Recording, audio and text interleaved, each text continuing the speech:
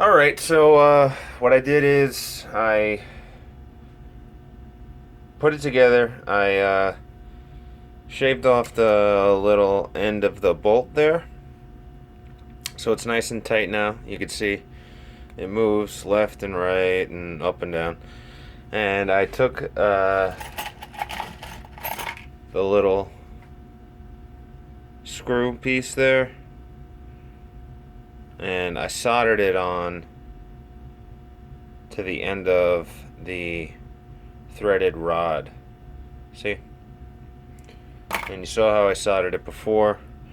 So now I have something that's basically a toe that I can manipulate up and down.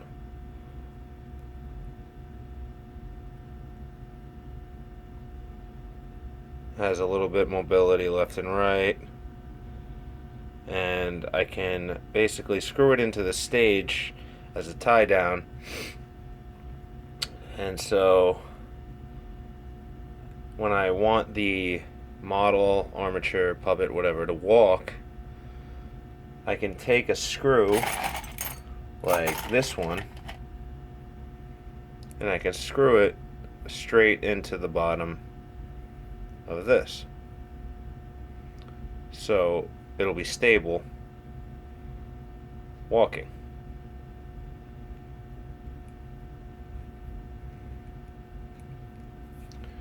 And from here, you're just basically going to rinse and repeat the steps that I showed you for the rest of the model. So going back to the diagram,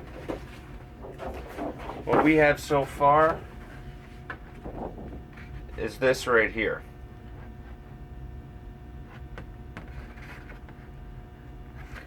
So I'm going to machine, or not machine, but I'm going to manually cut these joints, these joints, these joints, shoulders, neck, everything.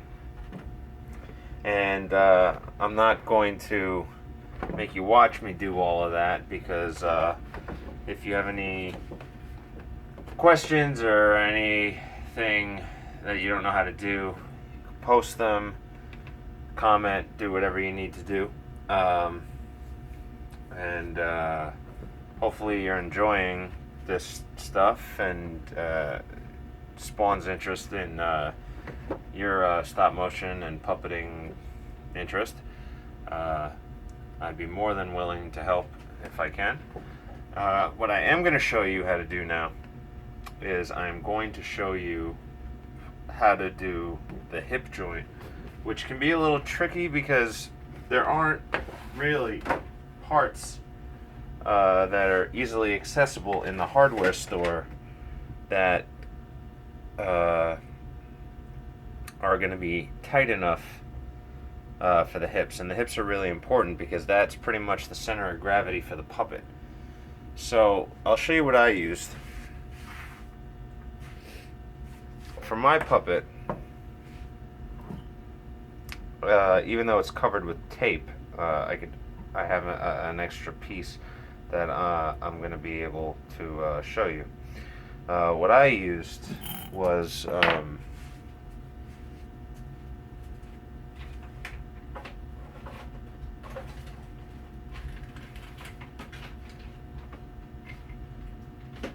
give me 1 second here.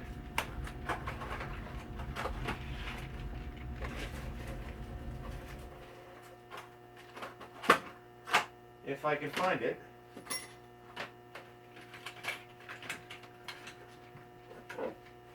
Got a lot of junk laying around.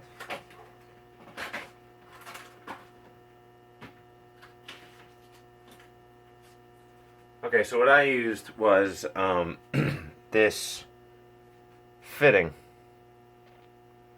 which I know seems really small. And you might be wondering, like, well, how the heck does this hold together the hips? Well, the threaded rod actually fits perfectly into this. And you're going to put the two ball joints for the hips together, lay them, connect them through here, and then don't pay attention to the shape. That was just part of the drawing. But what you're going to do is then you're going to put this piece here and thread the rod through this. Now, that little piece poking out the bottom here is a screw that I used to keep it tight and soldered in there. So what I did is I took my screw gun and I made a small hole, okay, and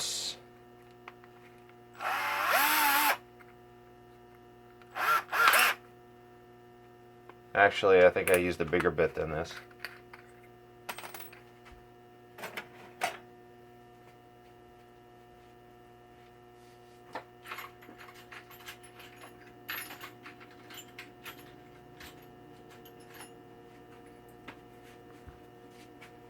I always drill smaller than necessary because, like I said before, I would much rather my holes be smaller than bigger. And I put it in the vise, I clamped it really tight.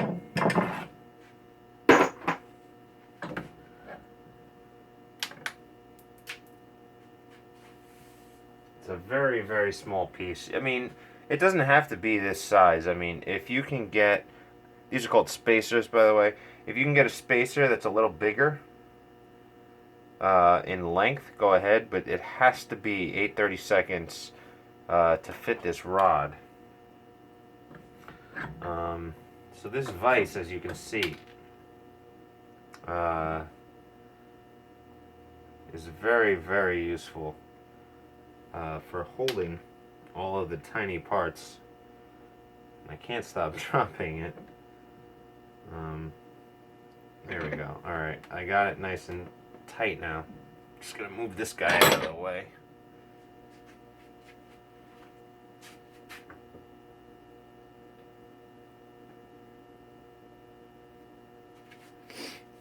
And then carefully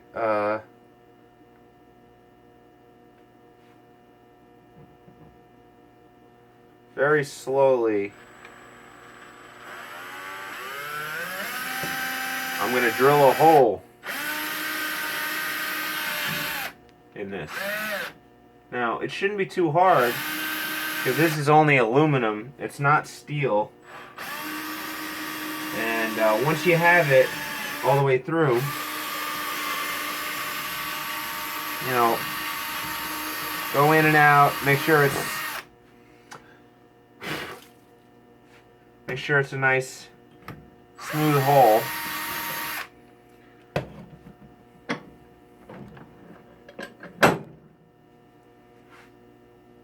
I almost went a little too high, but luckily I didn't.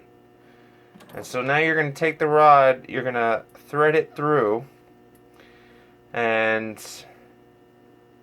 I can see that I'm going to have to use my tapper on that side. And this side, I might have to use my tapper on both sides. So, actually, I'm going to take the tapper. These rods are tricky. Even though it is supposedly the right side, sometimes they just get dinged around and then you need to resize them. But that's why this is a really useful tool to have. If you want to buy one, they're not 100%, you know, what I would call cheap. However, if armature making is something that you want to pursue and plan on doing a lot, you know, custom armatures of all different sizes and shapes, you know, there are definitely some things that you can't purchase out there. And in future videos, I'm going to be making armatures that are not readily available on the internet prepackaged. So you'll see going through the process that this is a tool that I'm going to be using on a regular basis. But there are other ways to cut this rod. I just find that the tapper is a very, very good tool to have. And it doesn't take that much time to retap these things. Sometimes you have to go over them a couple of times to rethread, but I think it's worth it. Just gotta shave off the top. Nothing you buy is going to be perfect. You could see after you rethread them from the top that now it's just going to be a little thinner than it was. And it should hopefully fit the thread, and it does. But now, for a long piece like this, you might have to thread it longer. So I'm not going to sit here and thread the entire thing, but to give you an idea of what I'm trying to do, I'm going to find a screw, something like this, and I'm going to have to put it through this hole like this.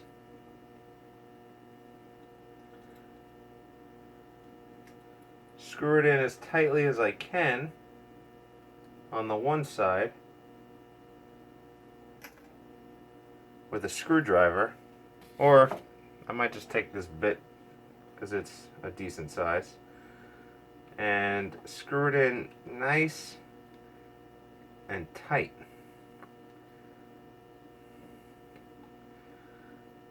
And eventually it's going to go in as far as it can go. Now, the spacer isn't threaded, but once it's in there,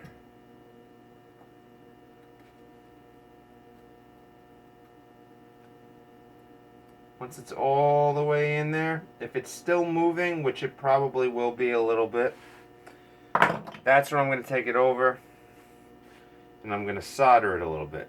Now, this is the one thing that I'm probably not going to cut or shave off. I'm just going to leave it as is. I'm probably actually going to find a smaller screw because this part's going to be hanging by the crotch, hip, whatever you want to call it. And it's okay because there's going to be clay, tape, all types of things reinforcing it. So this little tiny bit doesn't matter that much. Although, like I said, I am going to find a smaller screw. Sometimes it's actually good to find a screw that has a point because that'll drill it in even tighter. I'll just look around for a while. I'm sure somewhere I haven't even like a pointed screw somewhere. But that's it for the hips. And for the trickiest part, I guess you could say, I'm going to show you this part next.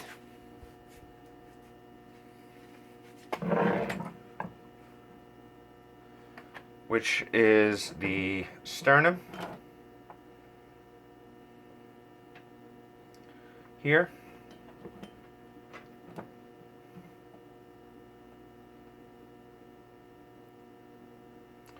And for the sternum, I'm going to use that copper pipe fitting T that I had.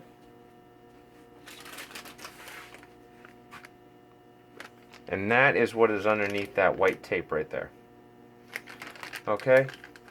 So we're going to drill 3 holes in it. You have to get a hole through the top, and a rod is going to go straight through it into the stomach, and then a hole on the right side and the left side, so we can put ball and socket joints into that to give the shoulders some mobility. And then it's ready to assemble. Alright, so last part coming up. See you next time.